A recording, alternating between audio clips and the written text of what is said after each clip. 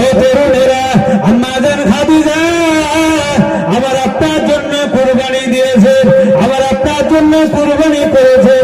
বৃদ্ধ মহিলা আম্মা জান খাদিজাতুল কুবরা আমার আপনার নবীর জন্য, আমার আপনার রাসূলের জন্য দারুন নবী হাবিবুল্লাহ জনাবে মুহাম্মদুর রাসূলুল্লাহ সাল্লাল্লাহু আলাইহি ওয়াসাল্লাম নবী আমার কখনো একদিনের খাবার নিয়ে গাড়ি হেরাতে চলে যেতেন।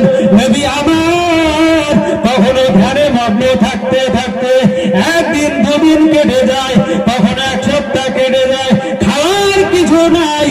আম্মা জান খাদিজাতুল কুবরা রাদিয়াল্লাহু তাআলা আনহা হুজুর আমার বাড়ি থেকে খাবার নিয়ে টুকটুক টুকটুক করে গুটি গুটি পায়ে ওই পাথরে মাটি দিয়ে হে গুহার দিকে চলতেন। ওই পাহাড়টার দিকে উঠতে পারতেন না, আবার চলতে পারতেন না। পাহাড়ি রাস্তা, উঁচু নিচু রাস্তা খানা বড় কষ্ট হয়ে যেত।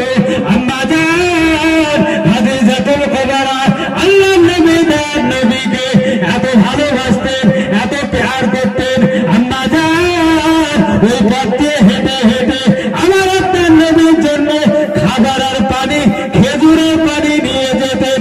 আল্লাহর নবী বলতেন, ও বিবি খাদিজা তোমার বয়স হয়েছে, কারণ আগে দেওয়ানারা আম্মা জান খাদিজাতুল কুবরা রাদিয়াল্লাহু তাআলা আনহা বৃদ্ধ বয়সে ওই পাহাড়ের উপরে উঠে আল্লাহর নবীর খাবারখানা পৌঁছে দিতেন।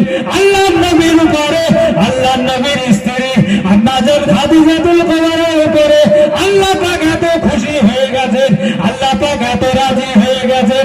আম্মা জান খাদিজাকে আল্লাহ পাক স্বয়ং আরশে আজিম থেকে আল্লাহর নবীর কাছে মালাইকা ফেরেশতা পাঠিয়ে আম্মা জান খাদিজার জন্য সালাম পাঠিয়ে দিয়েছে।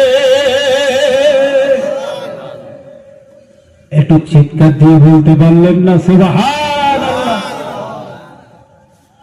আম্মা জান খাদিজার উপরে আল্লাহ পাক খুশি হয়ে আল্লাহ পাকের তরফ থেকে ফেরেশতা মারফত সালাম পাঠিয়েছেন।